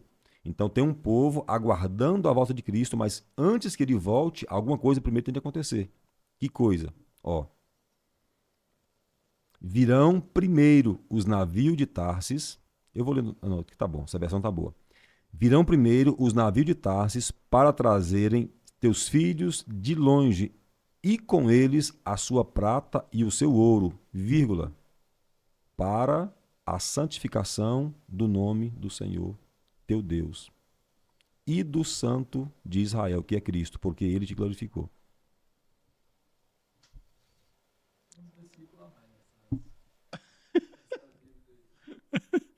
Glória a Deus. Glória a Deus. Cara, animal. Animal. Eu posso ler um outro texto? Pode ler.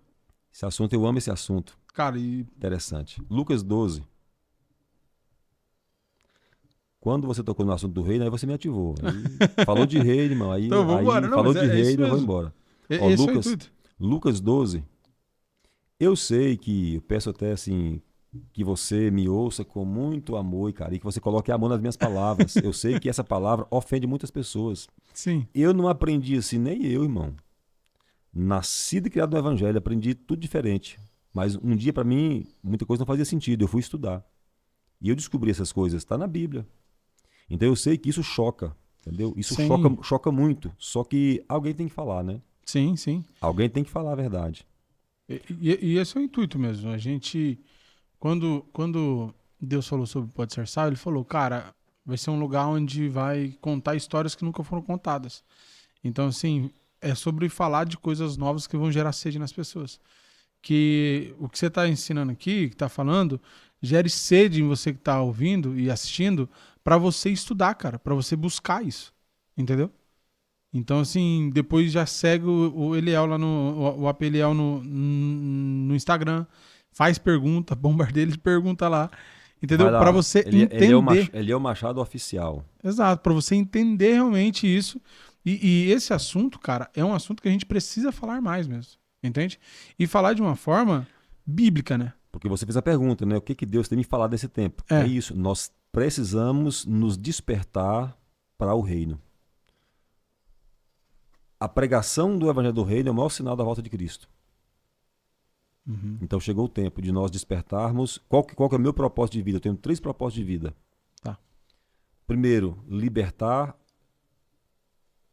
um povo, mudar uma mentalidade e deixar um legado. Ó, Então eu decidi viver a minha vida em prol do reino. Tudo que eu faço hoje, eu faço em prol do reino. Eu sou intencional, totalmente intencional. E muita coisa que eu falo para chocar. uhum, E digo assim, não acredite só no que eu falo. Leia, pegue a Bíblia e leia, estude. Nunca acredite em tudo que as pessoas falam. Pesquise, leia, estude para você entender e saber de verdade o que, que a Bíblia está dizendo, o que, que Deus está falando sobre aquele assunto. Muito cuidado. Ó, Lucas 19, verso 11.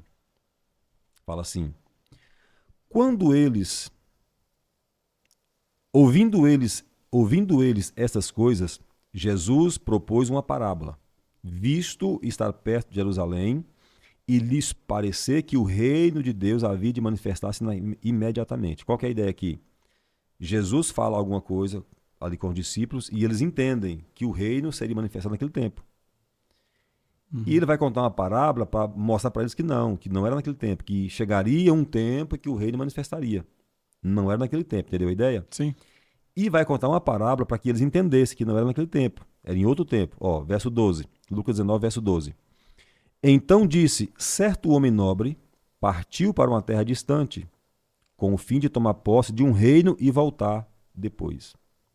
Quem que é o homem nobre da parábola? Jesus. Concorda que é Cristo? Então Cristo é o homem nobre que partiu para uma terra distante, tomar posse de um reino e voltar depois. Mas como que ele vai tomar posse de um reino em terra distante? Cristo veio ao mundo, cumpriu para Deus uma missão e por isso recebeu o direito de herdar a terra. Uhum. Ele conquistou o direito, foi ao céu buscar o documento, a escritura, para voltar e tomar posse dela. Enquanto ele foi buscar o documento da terra e voltar depois para tomar posse dela, ele chama aqui, ó, verso 13. Chamou 10 servos seus, confiou-lhes 10 minas e disse-lhes, negociai até que eu volte. O assunto aqui é dinheiro. Ele chamou os 10 servos, deu a cada um uma mina e disse, negociai, multiplique, empreenda até que eu volte. Por quê? Quando eu voltar, eu vou precisar do lucro da riqueza. Todo empresário, ele é um tesoureiro de Deus. Todo empresário é um mordomo de Deus. Foi chamado para gerar riqueza para o reino. Sabia que o jovem rico foi chamado para ser o substituto de Judas? O jovem rico, o jovem rico teria que ter ocupado o lugar de Judas, só que ele perdeu o time. E eu volto aqui nesse assunto, tá? Tá. Anota aí, não deixa Nota nós aí, o jovem esquecer. rico. Ó, verso 15. Quando ele voltou, depois de haver tomado posse do reino, mandou chamar os servos a quem dera o dinheiro, a fim de saber que negócio cada um teria conseguido. Tem uma versão que fala sobre dinheiro, a saber quanto dinheiro cada um tinha conseguido. Por quê? Aqui está muito claro. Quando Cristo voltar, ele vai precisar de riqueza, ouro e prata. Aliás, para voltar já vai precisar. Uhum. Entendeu a ideia? Ficou claro? Ficou. Sobre o jovem rico. Eu disse que o jovem rico foi chamado por Jesus para ser o substituto de Judas.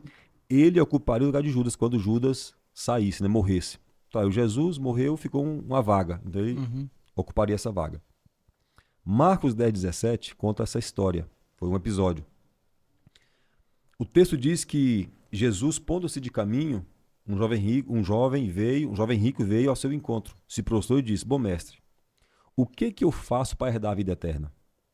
O que está acontecendo aqui? Ó, Jesus pondo-se de caminho. Para onde? Jerusalém. Jesus está indo para ser crucificado. Ele não volta mais, vai morrer. O jovem rico não era rico porque era bobo. O jovem rico ouviu a pregação de Jesus por 3 anos e meio quase. Ele entendeu a pregação. Qual que é a ideia? Eu entendi a pregação. Eu entendi o assunto do reino. O que Jesus pregava? Reino. O jovem rico entendeu.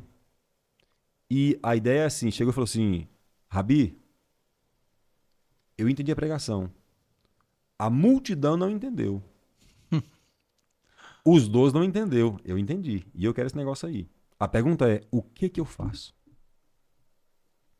O que eu faço para herdar esse reino aí, essa vida eterna? Porque vida eterna não é salvação. A vida eterna é a vida plena e abundante, direito de todo aquele que é salvo em Cristo.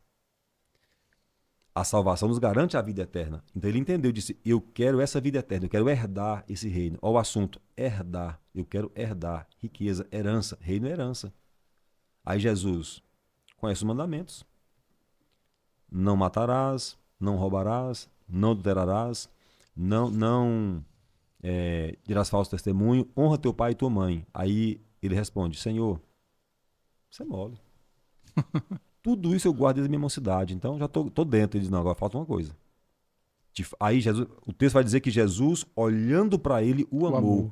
Esse olhar não é um olhar de ver, é um olhar de olhar dentro da alma dele, do coração dele. A intenção dele era boa, né? Jesus olhou para ele e falou, cara, esse cara é muito bom. Jesus o amou, falou, esse cara é muito bom. Tipo assim, são só 12 vagas. Mas esse cara é tão bom que eu tenho que abrir uma exceção para ele. Vão ser 13. Entendeu a ideia? São só 12 discípulos, mas no caso dele... Ele tá caminhando já para Jerusalém. São só 12. Mas no caso desse cara, ele é tão bom que eu vou abrir uma exceção. Vão ser 13. Por quê? Judas vai vir trair, vai morrer, abre uma vaga, ele entra. Vamos lá. Judas mexia com o quê? Dinheiro, tesoureiro, trem. O jovem rico fazia o quê? Era rico, mexia com dinheiro. Pedro, antes de Jesus chamar, fazia o quê? Era pescador. E chamou para quê? Para pescar homens. Entendeu? Então, Jesus chamou Pedro porque era pescador. Chamou para pescar homens. O jovem rico gerava riqueza. Foi chamado para quê? Gerar riqueza para o reino. Agora, ele responde assim, ainda te falta uma coisa. Vai, vende tudo quanto você tem, dá aos pobres, vem, toma sua cruz e me segue. A ideia que dá é que Jesus falou assim, ó, se você for rico, não pode ser salvo. Daqui vem a crença errada sobre riqueza. Uhum. A ideia que dá é que a riqueza é o impedimento para a salvação. Mas José de Arimateia andava junto e não era pobre. Era rico, tanto que pegou e custeou todo... Entendeu a ideia? Jesus. Então Jesus não queria que ele não tivesse riqueza. A ideia não é que a riqueza o impediria de ser salvo. É porque ele queria o quê? Reino. Reino é o quê? Justiça. Ou seja, se você quer vir para o reino, reino é serviço. Eu tenho que servir, fazer justiça, governar. Então, comece a fazer justiça com o que você já tem. Pega a sua riqueza, vende, dá aos pobres, faz justiça para ter direito, porque reino é direito.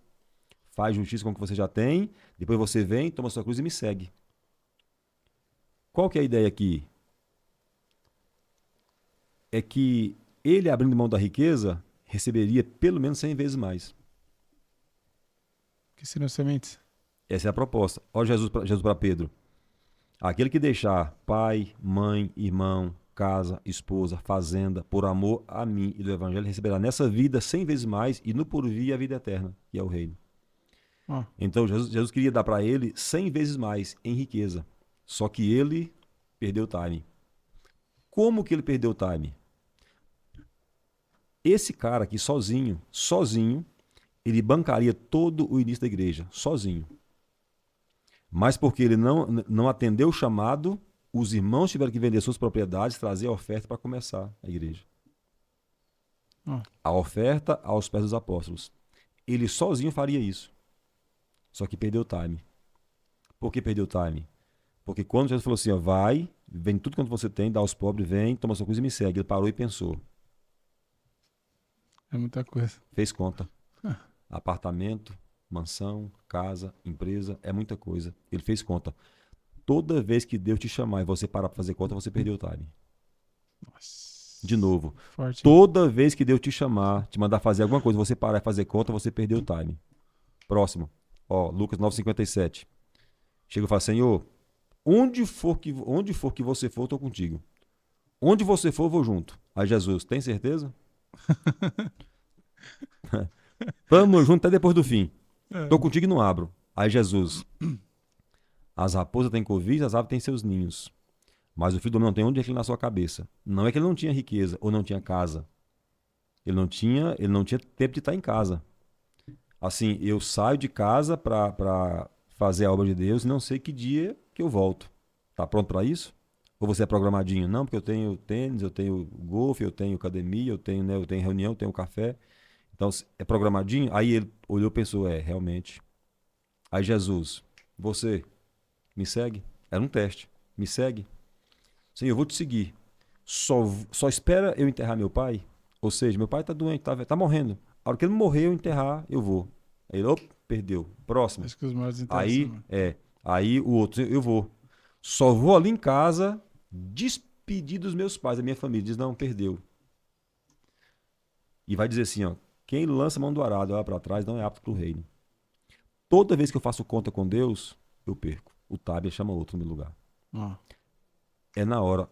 Esse foi o segredo de Abraão. Abraão, sai da tua terra, da tua parentela, da casa do teu pai, e vai para uma terra que eu vou te mostrar. Abraão só foi. Não fez conta. Entendeu a ideia? Então, esse jovem rico aqui sozinho, ele iria bancar todo o início da igreja. Só que ele, quando fez conta, perdeu o time. Glória a Deus. Cara, vocês têm mais alguma pergunta aí? Tem. Tem, Link? Lindo tá ali, rapaz. Rapaz, eu vou falar pra você. E esse assunto de reino a gente pode falar durante um bom tempo, né? Muita coisa pra falar sobre reino. Muita coisa. Tá. Tem uma pergunta aqui que eu tinha escrito, que eu já queria mesmo. Qual versículo ou palavra te acompanha como lema de vida, assim? Que é algo que você fala, cara, essa palavra é uma palavra rema pra mim que... Mateus 6,33. Mas buscai em primeiro lugar o reino de Deus e a sua justiça, e todas essas coisas serão acrescentadas. Se nós entendermos somente esse versículo aqui, está tudo resolvido, irmão. Eu tenho que buscar o quê? Quando eu busco o reino e a justiça do reino, o que é buscar a justiça? É fazer justiça. É o que o jovem rico tinha que fazer e não fez. Ele tinha que fazer justiça. Pode fazer a pergunta. Então, quando eu busco o reino e faço justiça, tudo me é acrescentado. Mas o que acontece? Eu deixo de buscar o reino e fazer justiça para buscar as coisas. Então nós estamos deixando de buscar o reino para buscar as coisas, porque nós temos muitas necessidades, vontades e desejos. Por causa da vontade, necessidade e desejo, eu deixo de buscar o reino. E quanto mais eu busco as coisas, mais coisas me faltam. Nossa. Se eu te falar que a igreja brasileira, na sua maioria, é formada por marginais. A maioria dos evangélicos são marginais. Sabe por que eu dei risada? Porque tá ali o Lino, que é o nosso produtor, e ele tá ali bem assim, ó. Tipo, isso daí vai dar um corte muito bom. A maioria dos evangélicos são marginais. Eu vou te explicar por quê. Por quê? Ouça com atenção. Mateus 6. Eu tenho que ler o texto. Mateus 6.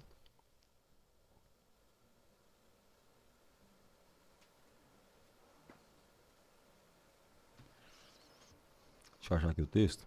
Achei. Mateus 6, verso 32. 31 e 32. Eu disse que a maioria dos evangélicos brasileiros são marginais. Uhum. Por quê? Mateus 6, 31. Portanto, não vos inquieteis, dizendo, que comeremos, que beberemos, ou com que nos vestiremos? 32. Porque os gentios é que procuram estas coisas, pois vosso Pai celeste sabe que necessitais de todas elas. Aí vem, Mateus 6, 33. Buscai, pois, em primeiro lugar o reino e a sua justiça, e todas estas coisas vos serão acrescentadas. A palavra marginal, aqui está gentil. Gentil é pagão. Pagão é marginal. O que é o marginal? Marginal não é o bandido. É o que vive às margens, na periferia, na orla. Ou seja, o evangélico, ele vive às margens do reino, não se envolve com o reino. Porque o que é envolver com o reino? Quando eu envolvo com o reino, quando eu participo do reino, quando eu manifesto o reino, busco o reino, faço justiça, todas as coisas me alcançam. Mas aí, porque eu tenho muita necessidade, eu vivo pelo comer, beber e vestir. Vivo às margens do reino. Por isso me falta tanto. Qual que é o maior sinal de escravidão de uma pessoa? Viver por necessidade. Só pelo comer, beber, vestir e morar. É a escravidão do tempo moderno. Escravidão. O que é escravidão? Viver para pagar conta e suprir necessidades. Isso é escravidão. Então, é porque os evangélicos são marginais, não se envolvem com o reino, tem muitas faltas, muita necessidade. E aí eu não consigo envolver com o propósito, por quê? Porque eu preciso, tipo assim, eu não consigo investir no meu ministério porque eu tenho que trabalhar para pagar a conta. Entende? Então, é uma pessoa que não consegue envolver com o chamado, com o reino, porque tem necessidade. Ela vive às margens, sempre às margens. Às margens do reino. Sempre marginalizada do propósito. Porque o propósito é o reino. Uau. Glória a Deus. Fez sentido? Fez sentido. Já apanhei um teco aqui. Não, né? Essa semana eu fiz assim, ó. Ó. As coisas começou a apertar e tal. Eu fiz assim, ó. Eu fui lá que quis colocar o pezinho. Deus falou: vem cá, menino. Você tá bobo. Desse jeito. Ai, ai. Bom, o Vitor, ele mandou ali, ele não quis fazer a pergunta, mas a pergunta é do Vitor. Ele falou assim: ó, tenho visto muitos jovens que às vezes querem o êxtase. Qual a diferença entre falar em línguas e só exaltação? É isso? Muito boa. Qual a diferença entre falar em línguas e só exaltação, né? Qual a diferença entre a presença e só uma emoção ou um emocionalismo? Infelizmente, o que acontece muito é um espasmo emocional que as pessoas sentem, não é a presença. Uhum. As pessoas estão tão adoecidas que elas precisam sentir uma sensação prazerosa para se sentir bem. E entenda que o Espírito Santo não é remédio. Ele é cura. O Espírito Santo não é para me gerar em mim uma sensação prazerosa. Nossa, fui no culto, senti a presença, nossa, que alegria. Não.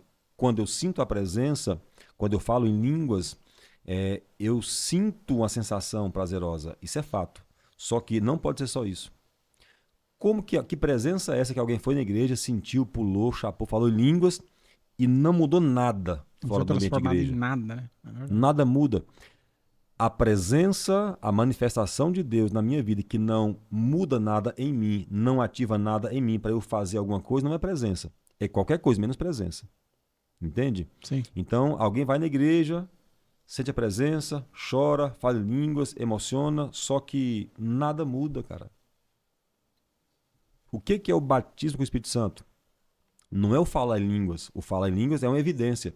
O batismo é uma ativação do dom que já está em você. Então, se eu sentir a presença e nada ativou em mim, não foi batismo, foi só uma presença. Foi só uma sensação prazerosa. Agora, quando eu senti uma presença e saí ativado, cara, eu fui ativado. E eu saio para fazer alguma coisa, aí foi batismo. O batismo, ele ativa o dom de Deus em mim. O meu potencial, ele me capacita para fazer alguma coisa para Deus. Não sei se eu respondi bem a pergunta. Não. Ficou muito Agora, bom. o Glória a Deus. problema é que, infelizmente, tem muitas pessoas, porque assim, cara, as pessoas são almáticas. Nós vivemos uma geração onde as pessoas, elas são adoecidas emocionalmente, isso é fato, entende? E aí busca meio que satisfazer, aliviar uma dor na igreja, na presença. O que não é errado. Se ir ao culto me faz bem, ok. Continue no Só que culto. isso não resolve. Resolve é eu ser ativado. Aí resolve. Isso é talvez o primeiro passo, mas não Primeiro pode passo. ficar só ali, né? Não só. Porque o êxtase, a cocaína produz, irmão. É. O êxtase, o crack produz. A sensação prazerosa, a alegria, a euforia, a bebida produz. Só que não transforma, só escraviza. A presença, e aqui está o problema, a presença, infelizmente, em muitos cultos tem escravizado as pessoas e não transformado. Ah, As pessoas vão no culto para sentir a presença. Se eu for no culto e não sentir a presença, eu não volto de novo. Aí nós ficamos refém das pessoas, porque o culto tem que fazer ela sentir alguma coisa, senão ela não volta. Porque a pessoa tornou viciada no culto, na presença. Entende? Agora, quem foi transformado, irmão, vai no culto, não sentir. Eu entendi, eu volto. Não é pelo sentir, é pelo entender. Eu não me movo pelo que eu sinto, mas pelo que eu entendo. Eu posso não sentir nada, mas eu entendi. Se eu for levado pelo que eu sinto, eu vou ser enganado e manipulado. Agora, quando eu entendo, aí é diferente. e isso é importante que você tá dizendo. Porque, cara, você que tá me ouvindo, você não vai pra igreja pra sentir algo, você não vai pra sentir a presença, você não vai pra pegar e poder.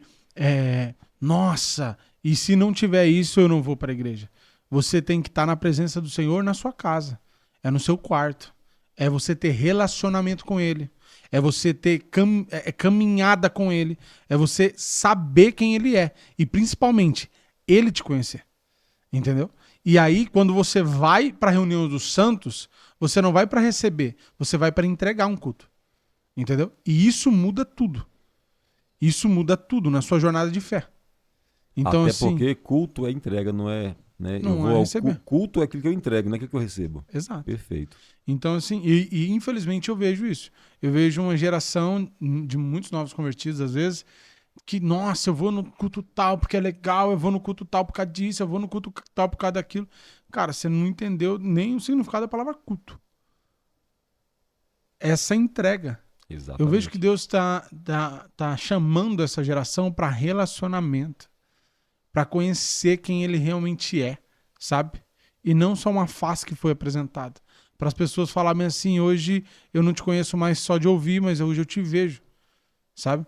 Perfeito. E principalmente para que a gente não chegue naquele grande dia e, Senhor, Senhor, em teu nome profetizei, em seu nome eu falei, em seu nome eu preguei. Ele fala, aparta de mim, porque eu não te conheço, cara. A gente Perfeito. precisa se fazer conhecido na presença, sabe? E aí surge mais um problema. Por que que a igreja brasileira, os evangélicos, têm tanta falta, tanta necessidade? Porque quanto mais eu recebo, ou só recebo, mais falta eu tenho. Quanto mais eu entrego, mais eu tenho para entregar. Ó, Então o segredo de ter não é receber, é entregar. Aí a maioria vai ao culto para quê? Para receber. Aí recebe, recebe, recebe e mais falta tem. Aí quem vai para entregar? Ele entrega, entrega, via entrega. E cheio, quanto via mais cheio, entrega, mais ele via tem. O cheio. segredo não é receber, é entregar. Ó, Culto não é ir para receber, culto é ir para entregar. glória a Deus. AP, cara, ó, é, eu queria muito que você deixasse uma mensagem pra gente caminhar pro fim. Uma mensagem que vai aparecer em todas as Bíblias. Imagina que você Deus te deu o privilégio de falar uma mensagem agora que vai aparecer em todas as capas de todas as Bíblias do mundo. E é uma mensagem que vai ecoar e que você pode ter essa oportunidade de gerar impacto. Qual que é essa mensagem que você possa deixar pra gente? A mensagem é muito simples. Deus precisa de você. E aí eu vou citar um texto bíblico. Tá bom. Ezequiel 22:30, se não estiver Hum. enganado. E procurei dentre eles um homem que estivesse perante mim por essa terra, na brecha, mas a ninguém eu encontrei. Deus Uau. precisa de um homem. Entenda que Deus decidiu destruir a terra em Gênesis capítulo 5, capítulo 6, 5 e 6. Deixa eu confirmar aqui, para não errar, né? É importante. Mas assim, Deus ele decidiu destruir a terra. Deus disse que se arrependeu de haver ter feito o homem sobre a terra e que ele destruía toda a sua criação. Homens, animais, répteis. Deus disse, eu vou destruir toda a minha criação, eu vou destruir homens, animais, répteis, vou acabar com tudo e vou fazer tudo de novo. Só que, dito está que Deus viu graça em Noé. Por causa de um homem que praticava justiça sobre a terra, Deus decidiu não mais destruir a terra ou a sua criação. Deus destruiu parte da criação com o dilúvio, mas preservou uma família e preservou animais para repovoar a terra de novo, por causa de um homem. Deus precisa de homens justos. Deus não precisa de mais um pastor, mais um apóstolo, mais um ministro de louvor. Deus precisa de homens posicionados que vivam a justiça do reino. Glória a Deus. Glória a Deus. Cara, muito obrigado. De verdade. Eu que agradeço. Deixa suas redes sociais aí pra gente. Para quem quiser me seguir nas redes sociais, no Instagram, @Eliel Machado, Eliel com H, @Eliel Machado Oficial. E segue lá, deixe lá também seu comentário, faça suas perguntas. Estou aberto a ouvir a sua opinião também e prometo responder todos vocês, na medida do possível, né? Sim, sim. Gente, cara, segue lá o Pode Ser Sal no Instagram também, tem no TikTok, tem no Kawaii, tem aqui no YouTube. Então já se inscreve aqui. Cara, comenta. Se você discorda de algo, comenta aqui. Deixa a gente saber. Se você concorda, se algo que a gente falou aqui te impactou de alguma forma, comenta aqui também. A gente vai ficar muito feliz em te responder e saber o que a gente está fazendo aqui está gerando de impacto em vocês. Isso também testifica muito a nossa fé desse lado aqui. Então, assim, é isso. Muito obrigado. E, cara, até o próximo episódio. Tamo junto. Tchau, tchau.